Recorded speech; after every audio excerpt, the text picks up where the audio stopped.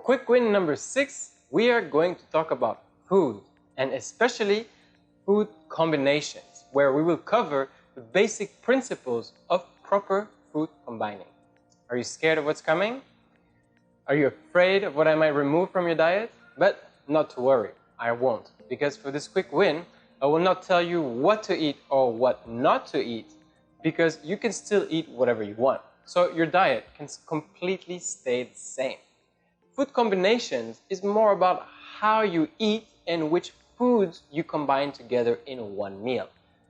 This quick win, along with quick win number 7, which will come right after this, are in fact very important and probably the most basic fundamental practice that you will find in this course regarding to energy. So they play a major role in how your energy is distributed overall. Therefore, by not implementing these 2 essential quick wins, you would be pretty much missing out on a big factor contributing for your energy. So pay close attention. So as previously discussed, your digestion takes away a lot of energy from your body. In fact, the process of digestion itself is the main function of the human body that requires the most amount of energy. It even requires more energy than going exercising, like cycling, running, and so on. But wait a minute, Victor. Don't we eat to have energy? Isn't it the purpose of the digestive system to digest the food and then transform it into energy? Yes, you're right. The body uses the food which is digested then to generate energy. But there is always a but. What if I were to tell you that certain combinations of foods actually do more harm to you than good? Meaning that combining some foods with others in the same meal will have a negative impact on your overall health and will do the exact opposite of giving you energy. Improper food combining not only leads to decrease of your health as the body is unable to pass foods quickly through the process of digestion, but it also leads to weight gain and prevents your body from detoxifying itself properly. Research on the subject even dates back to 1902, when Ivan Pavlov published a book entitled The Work of the Digestive System Glands, in which he exposes the basics of food combinings and their effect on the human body. Further research was later done by Herbert Sheldon from 1928 until 1981, where he put together an extensive paper on proper food combination. Through their early work, these savvy gentlemen tackled an issue which until today no one seems to know, or at least take seriously. Their research teaches us that the human body is only designed to digest one type of concentrated food at the same time. A concentrated food is any food that is not a fruit or a vegetable. So basically, pasta, rice, potato, meat, fish, and so on. Every species on the planet has their own diet, right? And they eat only the things which are adapted to their biological digestive system. For example, while a cow is a herbivore and feeds on plants and grass, a carnivorous animal, on the other hand, will purely eat the meat it catches while hunting. But this brings us to ask ourselves the question: what kind of digestive system does the human body have? After all, we are just like a species like everyone else, a more improved version of a civilized monkey, if you will. The human digestive system is therefore herbivorous, carnivorous, frugivorous, and granivorous, meaning that we can eat plants, animal flesh, fruits, and grains. We therefore have the biological diet of multiple species together, which allows us to break down pretty much anything.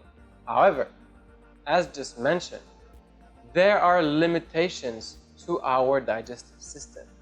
And that limitation goes back to the number of foods that we can digest at the same time. Because eating all those types of food together, in fact, places a tremendous amount of stress on our digestive organism. You know, having worked in hospitality for a while now, in the hotels I've worked in, we will always at some point organize an infamous Sunday brunch with free flow booze and all you can eat buffet with everything imaginable available. I'm pretty sure you've been to one of those as well. But for every brunch, there will always be one guy or girl that later on that day will call the hotel complaining that she doesn't feel good and blaming it on the food.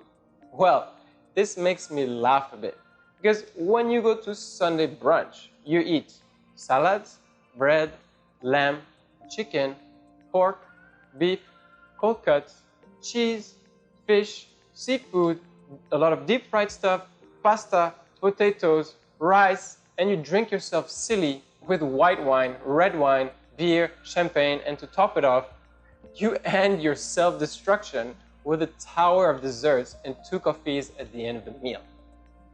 And then you wonder why you feel bad? Take a wild guess here. Now, will it be digested in the end? Well, yes and no really, because with improper food combinations, instead of taking 3 hours to clear the stomach, your food will take a minimum of 8 hours, if not a few days or up to a week for the brunch example, just to clear the intestines. And instead of being digested and absorbed properly, this excess of undigested food and many different types of food mixed in together will be left completely undigested and accumulate in your intestines as toxic waste. So instead of giving you energy like it's supposed to do, it robs you completely of the energy that you could have had if proper food combining principle had been applied. Between you and me, I'm sure you have had or eat regularly things like steak and fries or beef noodles or fish and sauteed potatoes, cold cuts and bread or eggs on toast, cereals and milk. Pretty normal, right? But again, what if I told you that having these particular combinations is not in your best interest and also guarantees that you will neither have a slim body nor the amount of energy that you desire? What if I told you that by having these improper food combinations, you are accumulating toxic waste in your body and therefore not allowing your digestive system to release its waste properly, causing you to gain weight instead of losing it naturally? And this doesn't matter if you eat clean or with less oil.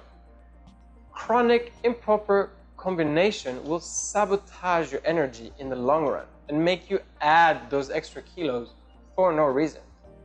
Globally, there are now an estimated 2.1 billion people who are overweight or obese. That is 39% of the world population, and a sharp triple increase compared to the 1970s. And a great deal of this can be blamed on the fact that we eat foods without thinking about the proper food combining principles. Because instead of eating to feed ourselves and eliminate the food quickly, we eat to satisfy ourselves, but in the end, we end up clogging our bodies in the process. Now, I know a practical example is in order, so let's use steak and fries as an example, since it is something that at least everyone has had in the past. Potatoes, due to their starchy nature, are already a type of food which is difficult and heavy to digest. But nevertheless, once the French fries, oily, oil also, end up in your stomach, the stomach will release digestive juices, also known as gastric juices. These juices, for the potatoes and carbs in general, like rice, pasta, and bread, are of an alkaline nature, meaning that they are the contrary of acidic. Because in order to digest carbohydrates, your stomach releases an alkaline digestive juice. On the other hand, as you put that nice piece of grilled steak and swallow it down, meat being again one of the foods that is the most difficult to digest, the stomach here will instead release gastric juices of an acidic nature to digest the protein. Whether it's pork, beef, chicken, fish, or lamb, the gastric juices released will be acidic. So if you spent your time playing Sudoku in chemistry class like me, then you would not know the difference. But if you did pay attention to what the teacher was saying, then you would know that as a result, an alkaline liquid combined with an acidic liquid will neutralize each other. So as the French fries, which are alkaline juices, and the steak, where acid juices came, arrive in your stomach together, the digestive juices, which are released at the same time, are neutralized. So what do you think will happen next? The stomach, which is not fit to digest this combination of foods together, is therefore in a tricky situation and pushed to its limitations as it uses more of its energy and to secrete even more digestive juices. This added effort and process actually takes several hours, several as in 7, extending the digestion time beyond normal and causing you to feel acid reflux, heartburns, stomach pain, and feelings of bloating. So, the half-digested food, after several hours of being in the stomach, unable to be broken down, is then moved on to your intestines, where most of the protein, that's your steak, has rotten, and most of the carbohydrates, that's your French fries, have fermented. 2 conditions which the body absolutely cannot use or absorb. What is more important is that the food that has been putrefied and fermented turns into toxic waste, which increases the acidity in the body overall, and as a result causes you to have diarrhea, constipation, really bad gas, and last but not least, more heartburns and more acid reflux. And of course, you will lose completely the amount of energy that you're supposed to have, because you have something in your stomach that's just sitting there rotting and just, yeah, it's just not right. Now, your body is a clever machine, and it is indeed designed to eliminate toxic waste left over from the food you eat, right? You have a meal, your body digests the food, uses up its nutrients, and then releases the waste that it does not need. Pretty straightforward, right? However, again, when you don't apply the right principles of food combining, the food, before it has time to be digested and absorbed, has already turned into toxic waste. Your stomach, which is meant to be breaking down the food, can't do that. Therefore, after 7 hours of fighting, it just passes on the food to the intestines and says, you know what, good riddance. But when it arrives in your intestines, it doesn't help either. So your body is then unable to use its natural ability to digest and eliminate waste, because all you're doing is accumulating more waste that it cannot use and simply clogging up your system instead of cleansing it. What do you think? We have a big problem with blood pressure in this civilization, in this world of ours. The food that we eat should therefore be of a cleansing nature, not a clogging nature. Because if you clog your arteries, if you clog your veins, then guess what? You're going to be sick and you're going to die, right? This is why this food combining principle is so important in helping you release all the accumulated toxic waste that is inside you. The faster your stomach can digest the food, the more energy you will have and the better you will feel overall. Food is not meant to stay inside your body. It's meant to go in and out as quickly as possible. And when you start doing this, you will feel so light, like your body is empty. And as you eat something and you go to the toilet later on, boom, that thing is out, right?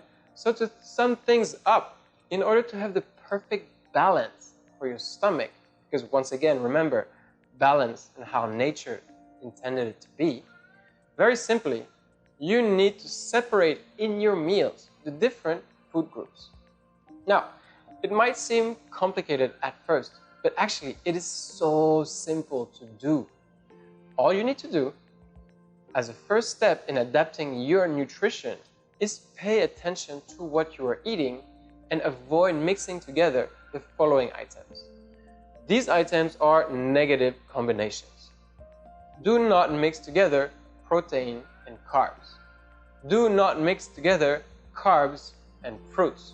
And do not mix together fruits and protein. In protein, this includes dairy, nuts, meat, fish and shellfish, legumes, and beans.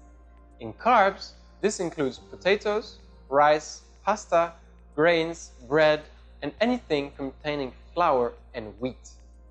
Positive combinations, however, include proteins and vegetables, carbs and vegetables, and fruits and vegetables.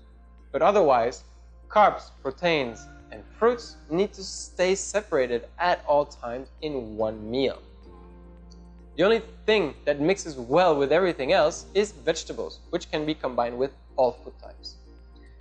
Now, I did say to separate them in one meal, meaning that you could have spaghetti with tomato sauce for lunch, but enjoy a roasted chicken with grilled zucchini and pumpkin for dinner.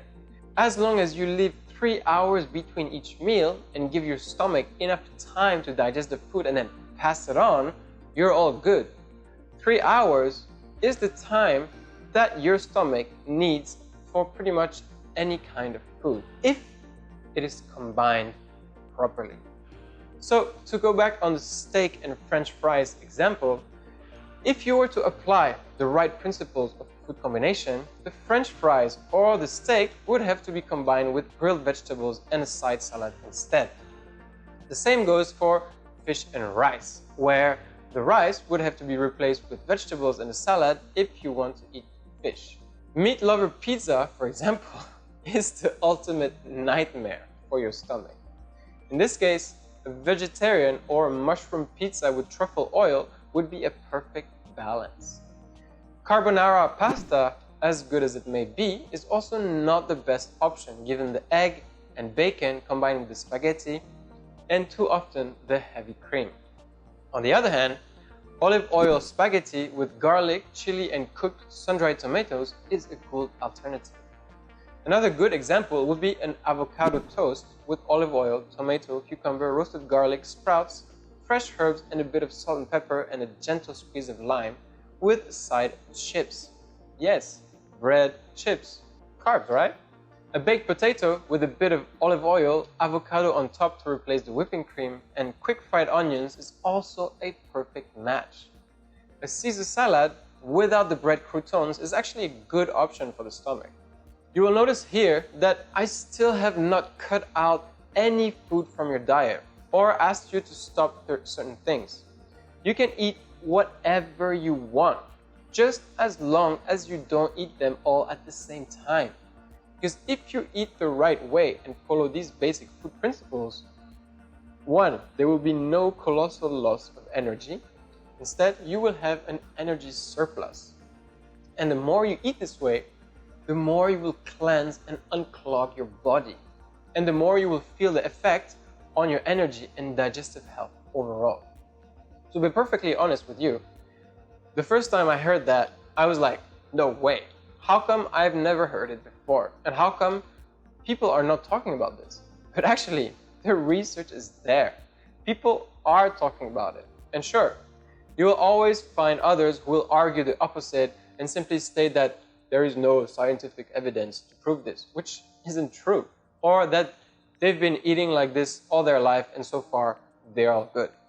But since when do you need scientific evidence to prove that something works? If you already know, in fact, that it makes you feel 10 times or even 1,000 times better. Am I right?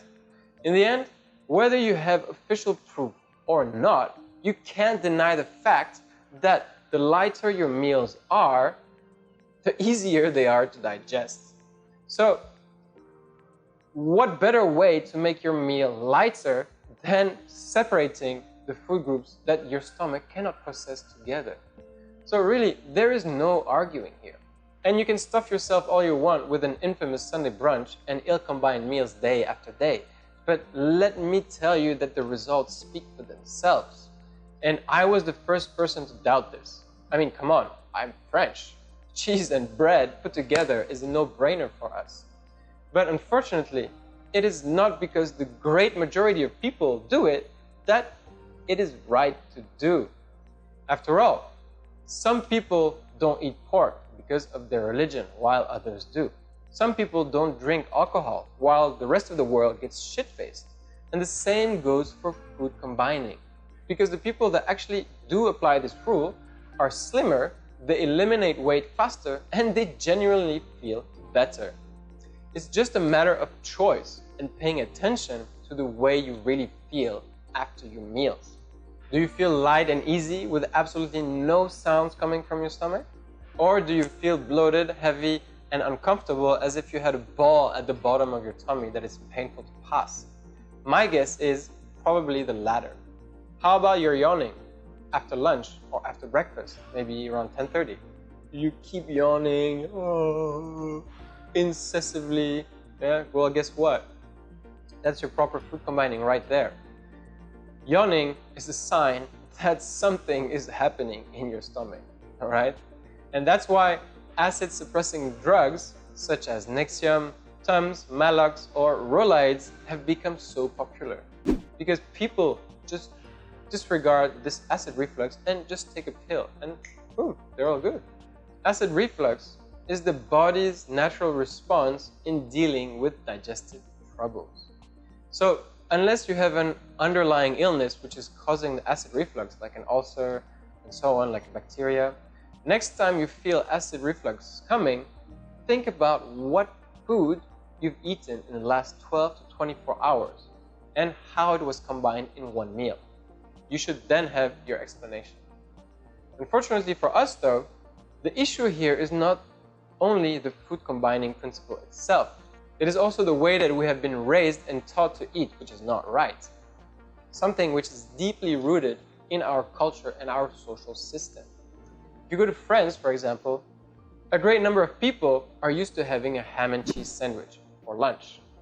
That is something that is part of the culture and is something which is difficult to change. Imagine going to France and telling all those people that ham and a cheese sandwich is bad for you. They would probably laugh in your face. How about telling an American that burgers cannot be digested by the stomach? People would find it absurd given the number of burgers they've had already eaten before. And the same thing would happen if you told a Vietnamese person that combining noodles with beef stock and meat is wrong. There are certain things that you cannot change. But this doesn't mean that you cannot adapt your eating habits too. No one is stopping you. And sure, this might take some time to get fully going. It took me a while, but it's actually not that difficult at all.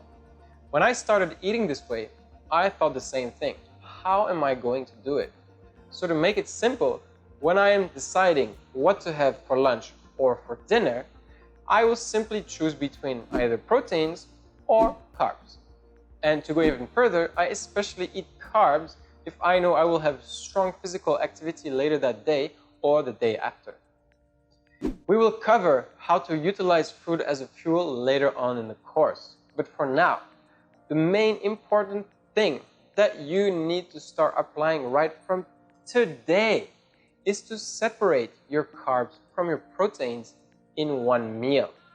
In reality, this really simplifies the way you eat because it requires you less cooking time and it automatically integrates vegetables as part of your meals. Vegetables being the only food type that you can combine with anything else. Many people have asked me before, but what if I eat at the restaurant every day? I can't apply these principles if I'm not the one that is cooking. This kind of question actually makes me laugh a bit because if you are the type of person to eat at the restaurant regularly, then this makes it even easier for you to follow and apply to the letter. People often don't realize this, but a restaurant is a place where people cook the food that customers want to eat. Therefore, any good restaurant will allow you to order anything you want based on what is available on their menu. You are the customer, and you will pay for the meal itself. So surely you want to eat something that you will enjoy and not something that will make you feel bad, right? So let's say, for example, you go out with your friends or work colleagues at a restaurant. You ask for the special of the day and the waiter casually replies, "Today's special is a pepper grilled black Angus steak with roasted baby potatoes and a side salad."